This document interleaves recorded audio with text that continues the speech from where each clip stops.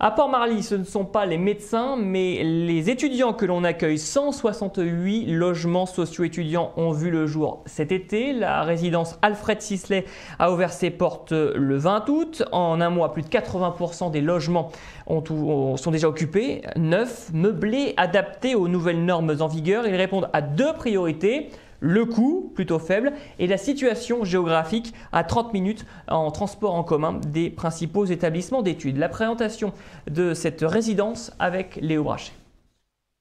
Située à 2 pas de la Nationale 13, la résidence étudiant Alfred Sisley ne présente pas l'avantage d'un paysage enchanteur.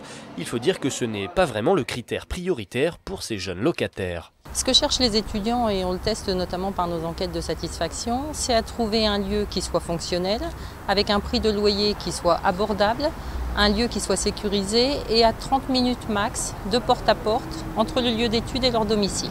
Les avantages de la résidence étudiante, déjà, c'est niveau budget.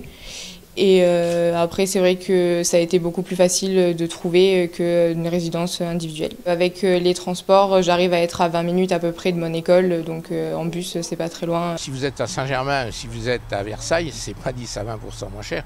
Moi, je dirais c'est plutôt 40%. En effet, les 168 logements sociaux flambant neufs sont peu coûteux et bien situés quand il s'agit de rejoindre l'université de Versailles, celle de Nanterre ou encore Sciences Po Saint-Germain. Les prix démarrent à 410 € par mois pour un studio de 19 mètres carrés, mais il en existe aussi de 31 mètres carrés plus adaptés aux couples. Tous donnent accès aux APL. Après un mois d'ouverture, 80% des logis sont déjà occupés, preuve de la forte demande. Nous sommes en Ile-de-France, donc on sait que le logement est très cher, le logement privé est très cher. Donc un étudiant qui veut se loger dans le privé, s'il n'a pas des gros moyens, ne peut pas le faire.